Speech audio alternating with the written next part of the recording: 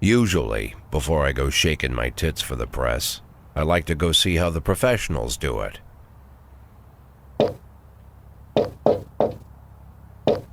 Some might say the chief of police has no business in an institution like this, but in fact it's the quietest and safest place in town. You won't run into any reporters, nobody gets into any fights, nobody drinks too much, nobody even raises their voice. The place is owned by an elderly gentleman who knows how to keep things under control. That's why I never invite my friends here. I wanted to make an exception for my 60th birthday, but most of my colleagues are young enough to be my sons, and they'd rather just hire prostitutes. Why stare at some boobs when you can take the whole package for yourself? But there's none of that in our club. Even looking too long is considered indecent. You can get an occasional glimpse, like by accident. The rest of the time you just pretend that you're immersed in conversation, or just come by for a drink. Doesn't mean these gentlemen wouldn't want their bald heads smothered in tits. It's just that nobody says it out loud. My younger colleagues might call it hypocrisy, but I call it the good old-fashioned manners. Good manners and leave the rest unsaid. She agrees to unbutton her blouse, and we agree not to pay too much attention. The girls are on a quiet prowl, too. They're looking for a way out of their cramped rooms.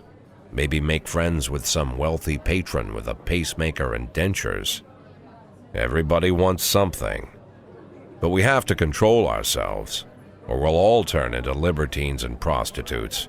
Hell, if there weren't any rules, I'd be belching and farting, jumping up on the table, arms held high, yelling, "Shake it, baby!"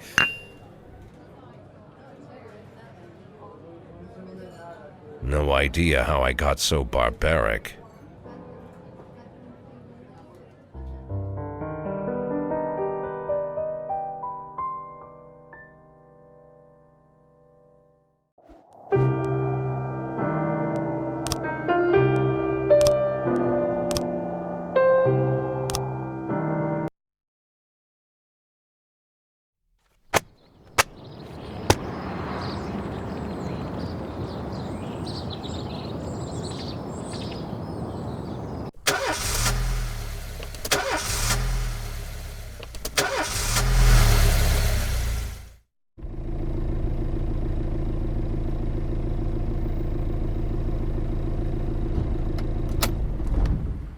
When I was a kid, my father sometimes told me at bedtime that if I closed my eyes and didn't open them for a long time, all the demons would blow away. Yesterday I turned 60, but I still take his advice. Not because I'm sentimental or want to keep the memory of my father alive. I just can't think of a better solution. To get away from all the demons that haunt Freeburg, I'd need to wear a blindfold 24/7. Plus, it's a good idea to act blind when talking to reporters. At least that's what my colleagues say. They're afraid of press conferences. But for me, it's more like a confessional. No matter what lies you tell, you're privately thinking the honest answers. It helps me remember who I am. The fact that I'll be reading all about it in the papers tomorrow is a small price to pay. Call it penance for the preacher.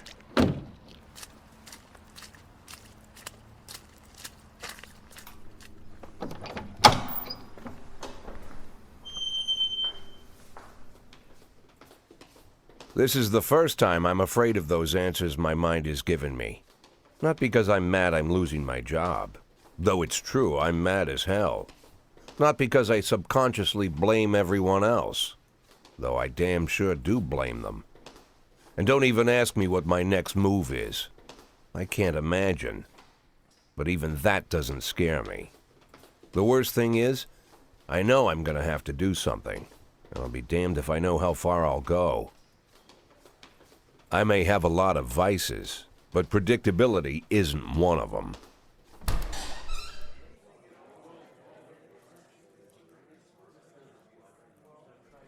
I learned a long time ago how to drive away the swarming demons. But what do you do when they're trying to rip your soul from your skin? Shutting my eyes tight as I can. The best solution remains the same. play blind. I just hope the reporters think I was blinded by the camera flash.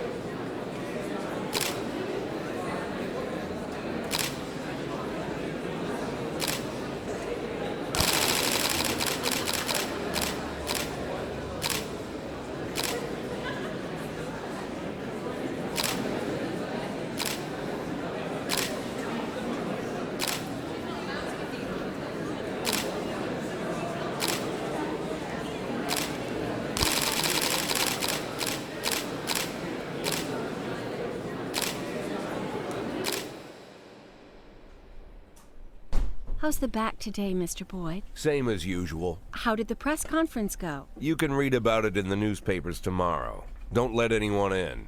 Even Mr. Kendrick? Especially Mr. Kendrick.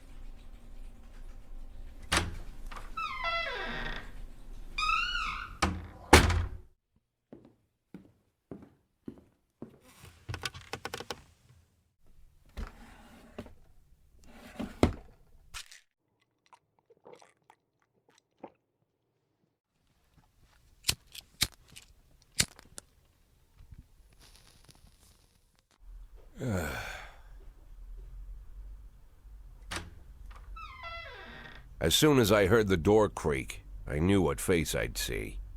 When I tell Emma not to let anyone in, there's only one man it could be. Rude, arrogant, no warning.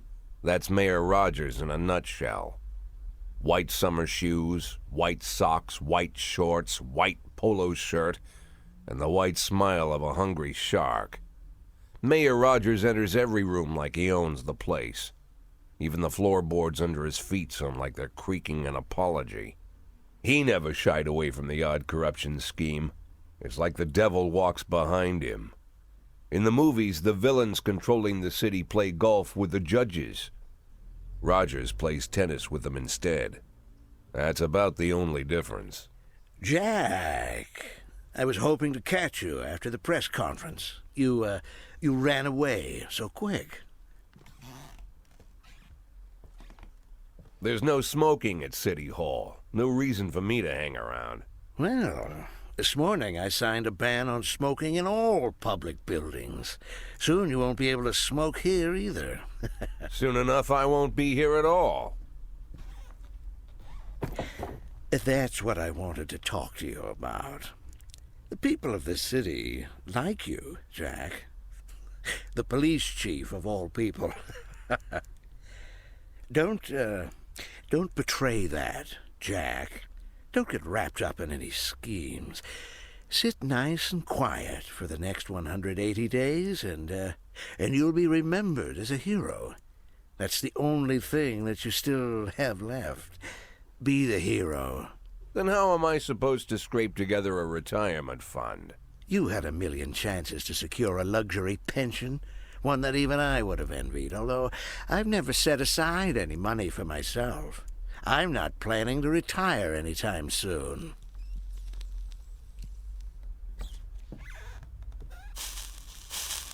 "180 days of quiet, Jack. That's all I need. I don't have any problems with you, and you won't have any problems with me." I have a new assistant, Troy Starr. If you have something to tell me, call him. But try not to bother him. He's a busy man. I'll do my best. And quit smoking up the office. One of my friends will be using it soon.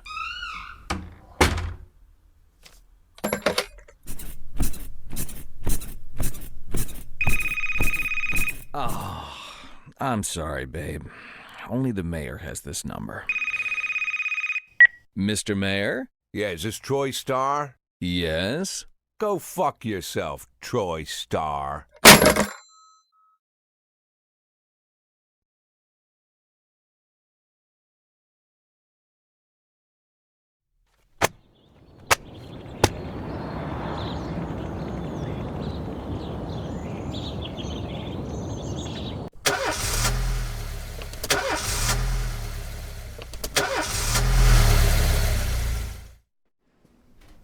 Cops don't use the police station cafeteria anymore. There's some kind of stigma against sitting shoulder to shoulder with your partners. Everybody just takes snacks from the machines or grabs a meal and hammers it down in the corner like a vulture on a corpse. The main thing? Don't look into anyone's eyes. Could be construed as an invitation to sit together. The only people eating here are ghosts.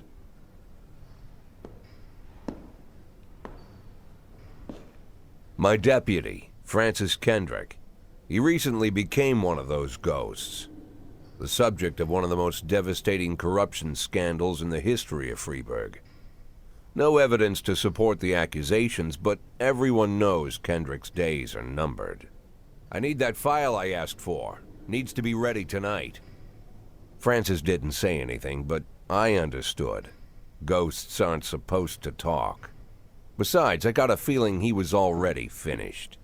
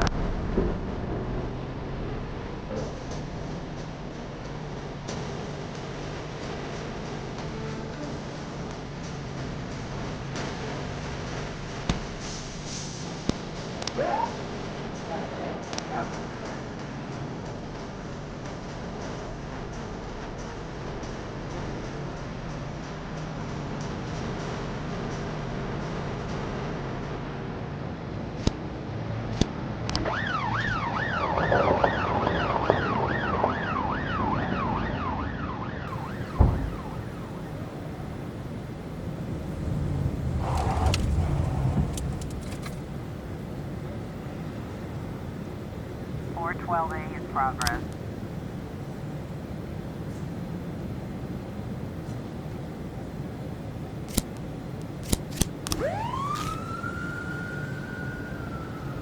Officer on scene. Looks like we have a situation here.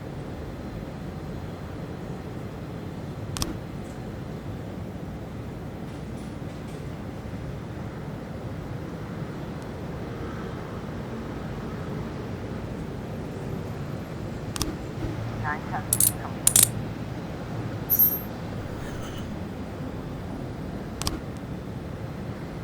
.311A complete.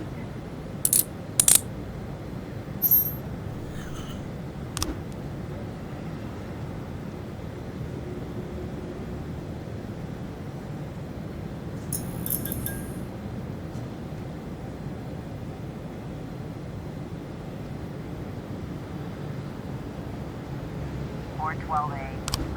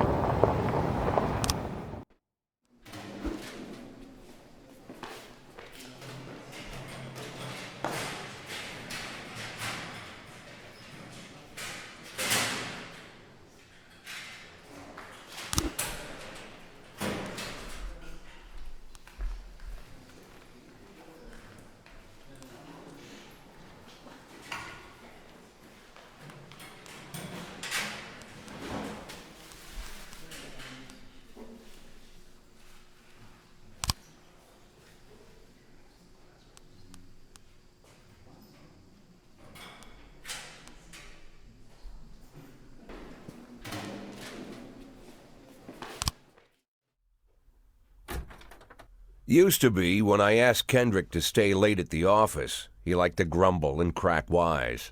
Nowadays, he doesn't have the strength for it. Slumped shoulders, blank stare, wrinkled skin. The past few weeks, I don't hardly recognize my old friend. In his younger years, he reminded me of a gallant royal officer in an old Kipling story. Kendrick isn't just crumbling under the weight of the public pressure, but from the shame of it all. Internal Affairs raided the library he inherited from his grandfather, hoping they'd find buckets of cash stashed in the pages. Heard about the look on his face, the fearless policeman standing helpless in horror. I've known Francis for 30 years. The past 20 years he's played loose with the law. And I know that at a certain point every stolen dollar brings more misery than anything else. Probably sounds crazy, but I sympathize with the guy. What can I do? Your friends are your friends, and these are the waters we swim in. Called all of the people on that list today. Now they know you're in business, so you could get a call from any of them. You don't need to worry about any of them. I've cleared them all. And what kind of business are we talking here? It's nothing too serious, just like you asked. Should be just a few small favors. Payments will vary depending on the situation and who you're dealing with. How much are you looking to earn? $500,000. $500,000? Why not a whole million? Because everybody wants to take $1 million. Figured I'd try something different. $500,000 in 180 days? Well, you could earn it all above board if you netted all the big fish and hit all your bonuses. Never knew you for a fisherman. Well, you never got into my business, and I'm not trying to get into yours. But be careful about bringing in any other cops. Sooner or later, they'll put the finger on you. And one more thing, Jack. I remember what you said, but I should probably add one more name to that list. Christopher Sand. Sand. Christopher G. Sand. Everyone knows the name, but few could tell you who he is. The old man stays away from the spotlight. Always wears old-fashioned jeans and knitted sweaters. Gives to charity. Rarely attends social events. An avid hunter, I hear. Even dabbles in poetry. You'd never guess he's the head of the oldest and most powerful gang in the city. Goes back as far as his great-grandfather. And Sand is strict about following the old rules. He rarely involves himself in commonplace murders and robberies. Hardly needs to intimidate anyone to get his point across. The people who work for him each have their sphere. They provide protection where needed, even work with the authorities when they want to make a deal. Meanwhile, Sand pulls the strings without getting his hands dirty. People sometimes mistake his quiet approach. A couple years ago, an arms dealer decided to expand its business without asking permission, and his whole family paid the price. In 4 weeks, Sand killed 31 people. Old men, women, even a few teenagers. And Sand's people made sure every paper reported it. Frank, I don't want to hear you say that name again. Jack, please, listen to me. I'm in with these guys. We agreed, Frank. That's not the kind of business I'm into. I don't go there. Never have, never will.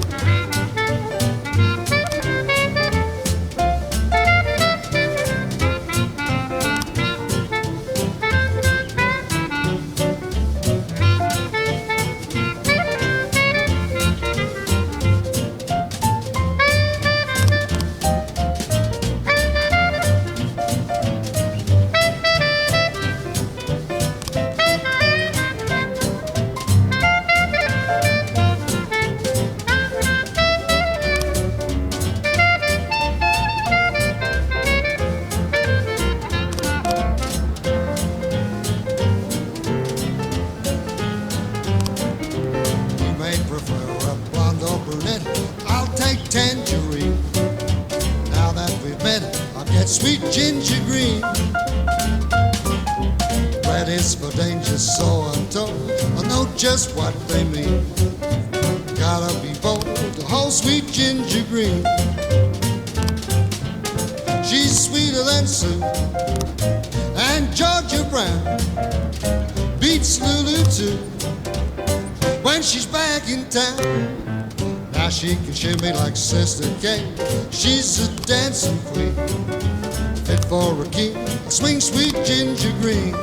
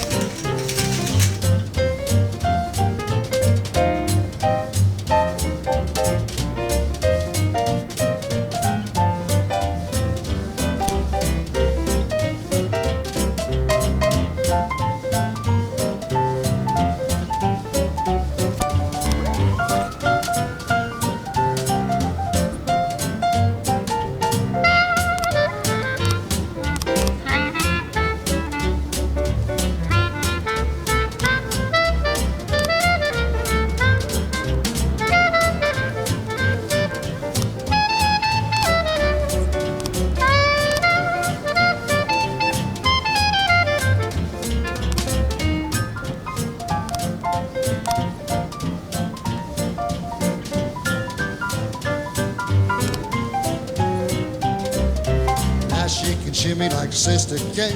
She's just a dancing queen, fit for a king. Swing sweet ginger, swing sweet ginger green.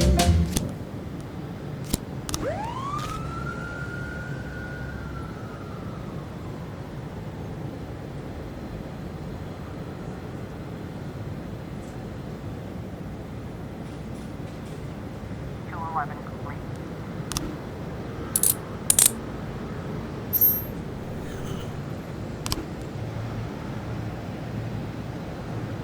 1210 in progress.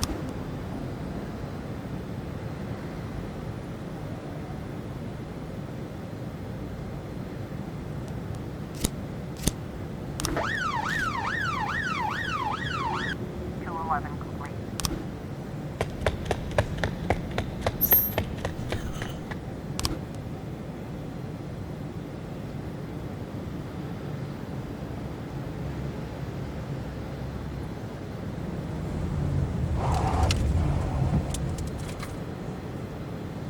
Ten complete.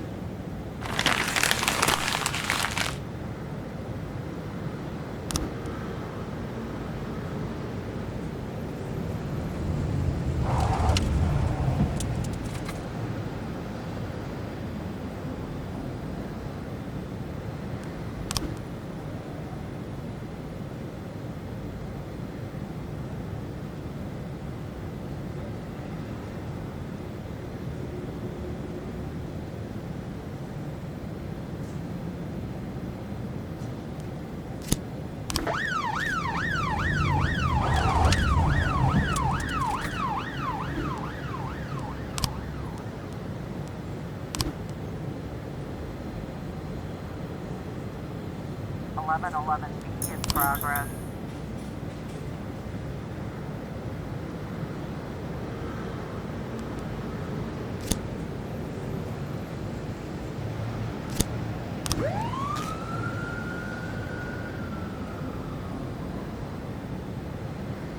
Or 11 in progress.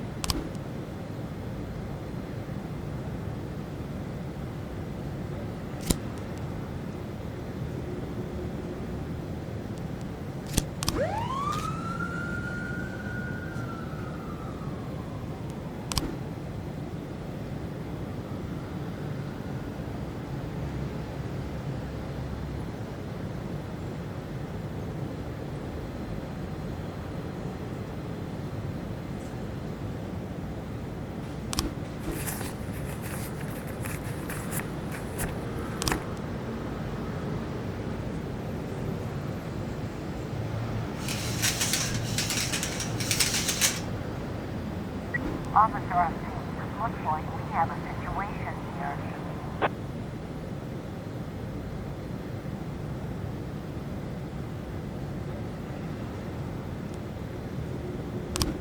1111 B complete.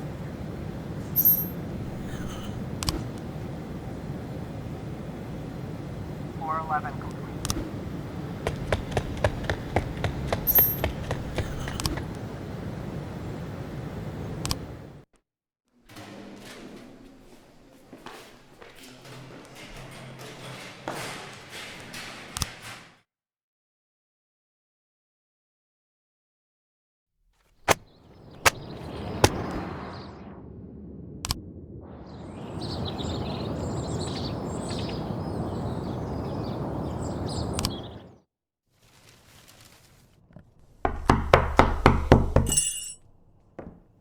Whenever I'm alone at home and there's a knock at the door, I always hope it'll be my wife, Laura. She's always forgetting her keys. Hello, my name is Steve, and you're Jack Boyd, is that right? To get to my front door, the Bible boys walked about a mile from the local bus stop, jumping over mud puddles and skirting a couple of landfills. Laura doesn't go in for religion either. But according to her, these brave lunatics with their fake smiles deserve at least a minute of attention. She patiently listens to them, asks them questions, regales them with pastries, and never once dropping a hint of condescension. When I watch her do it, I've got to admit it gets me. I'd have hugged those boys, sat with them on the porch and lit up a cigar. But a month after Laura left, all I could do was quietly ask them not to bother me. Today I'm a little rougher still. Shut the door on his nose this time. Another couple weeks at this rate and I'll be greeting anyone who comes close with my service pistol pointed towards the sky, ready to fire my warning shots. In my life, even the basic stuff never goes like it's supposed to. Normally, when a wife is going to leave home, she'll make a scene or at least sit everyone down for a serious conversation. But Laura just disappeared. The children in the stories always stand on the side of the mother, but all three of our sons supported me. The in-laws always blame the husband for making their daughter unhappy. But now Sally, Laura's mother, well, we sort of have a pact. The fellow Laura ran off with is young enough to be her son. I hear he's 30 years old. Of all the possible information a man can know about his wife's lover, I get hit with that. Fortunately, Laura's mother doesn't like the way it sounds either. Sally figures this guy just thought he'd have some fun with a mature woman, but he'll be back chasing college girls before the year is out. So we have an agreement. Sally's gonna track down Laura and try to reason with her, and we'll arrange a meeting. Meanwhile, I'm supposed to not do anything stupid, which of course means anything at all. It's a crazy situation. I'm the police chief, and the person I'm trusting to find my wife is an old woman armed with a phone book. But I can't afford to lose Sally as an ally. So for the moment, I had to swallow my pride.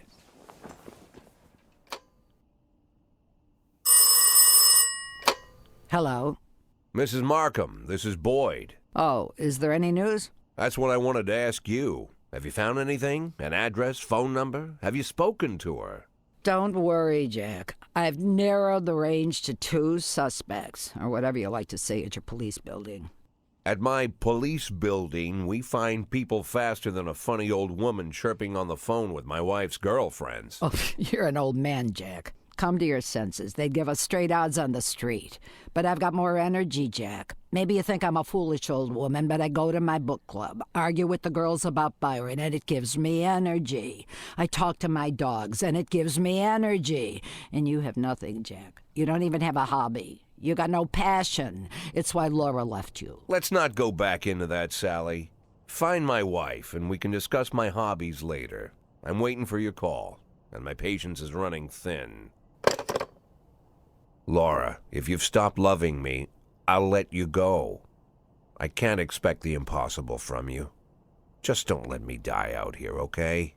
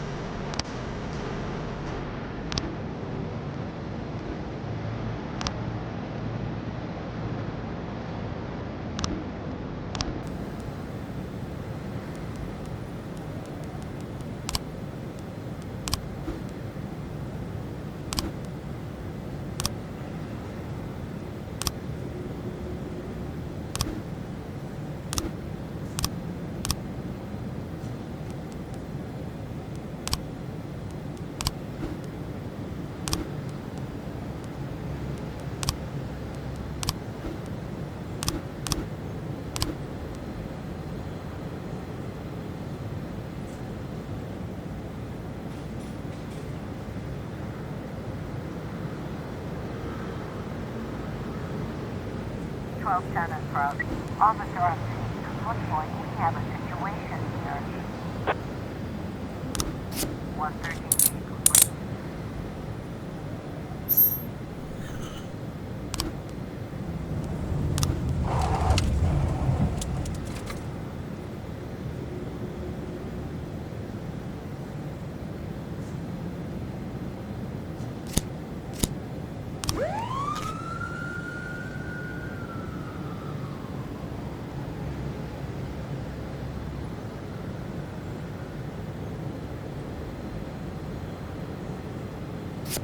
Ten complete.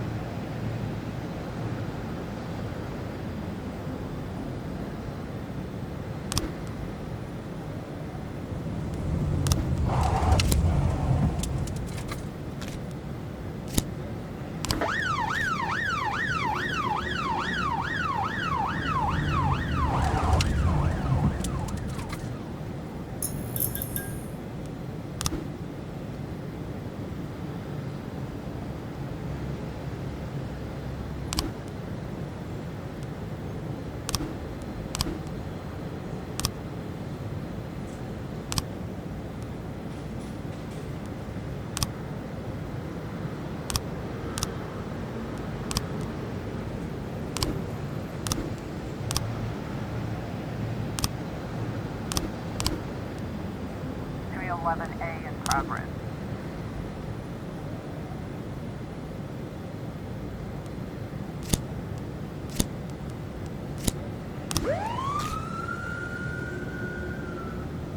A in progress.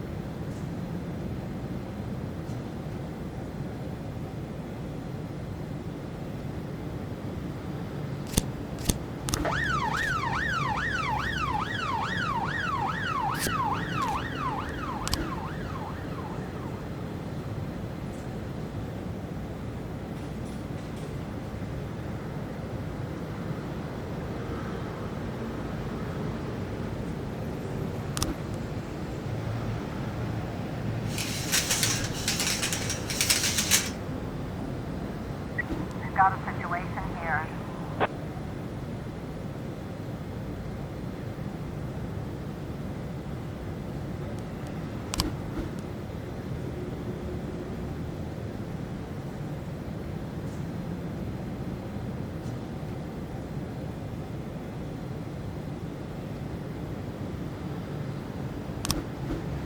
A complete.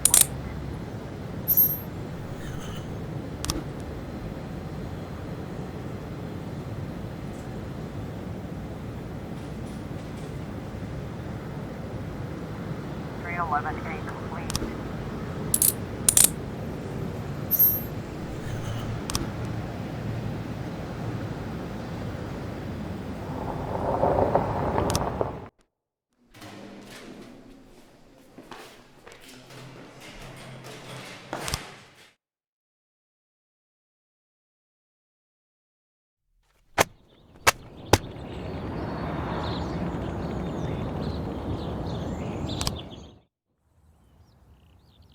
Why would a man need a barn?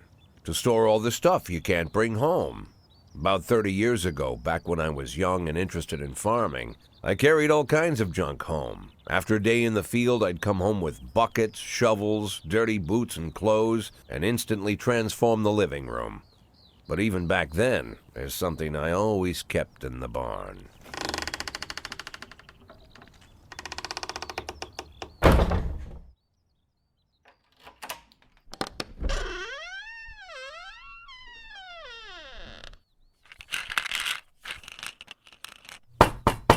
I stopped keeping my pills inside the house because every time I was about to take a triple, someone would knock on my bedroom door. Now they're knocking on my barn door. Well, fine.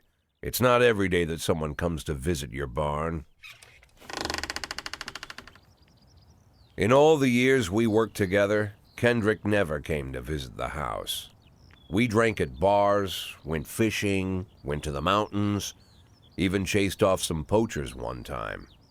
But he never came for dinner with the family. We never watched football over here. And now he's brought his friends to visit my barn. I always try to look unsurprised, like it's an everyday thing to get visitors at the old barn, especially guests with their own personal bodyguards. But Kendrick is sharp enough to see he's caught me with my pants on backwards. Sorry for the surprise, Jack. We saw you from the car. Figured we'd find you in here. I'm going in for a minute, fellas. These guys will wait outside.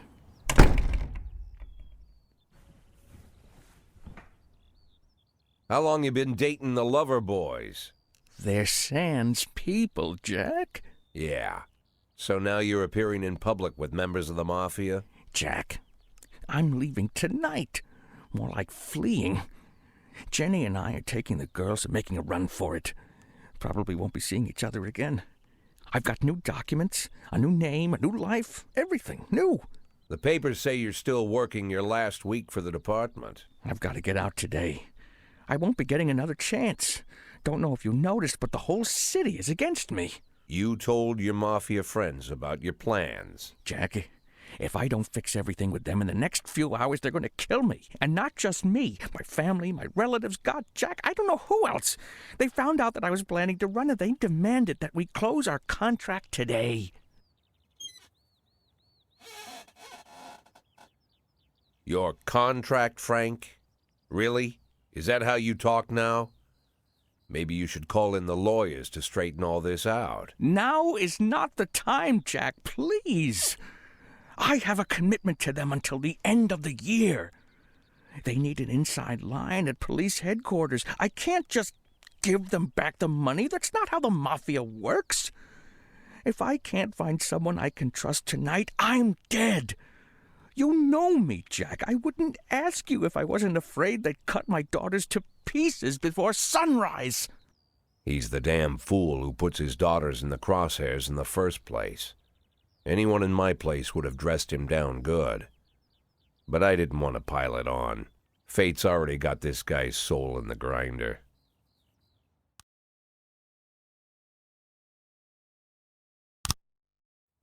Give him my phone number and tell him it's done.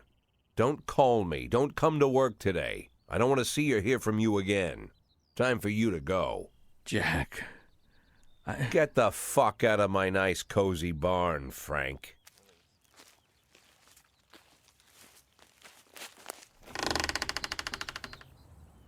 At the time, I was trying not to think about what just happened. It was almost too much to take in. I'm probably the most popular police chief in the history of the city, and I have to admit, I've thought about that more than once, sometimes with a little pride even. In one of the features they wrote about me in the papers, they said it pretty plain. He catches the criminals. Believe me, high praise like that is unheard of in Freeburg, especially for a cop. And here I am, the person who catches criminals, and I've agreed to help the mafia, or I'll come home to a bag stuffed with my kids' body parts. Right before the last hammer falls. Hey, remember that cop who caught criminals? It turns out he was a mafia bitch. And all for the sake of a greedy, corrupt cop who should have fled the country years ago. That sound right to you?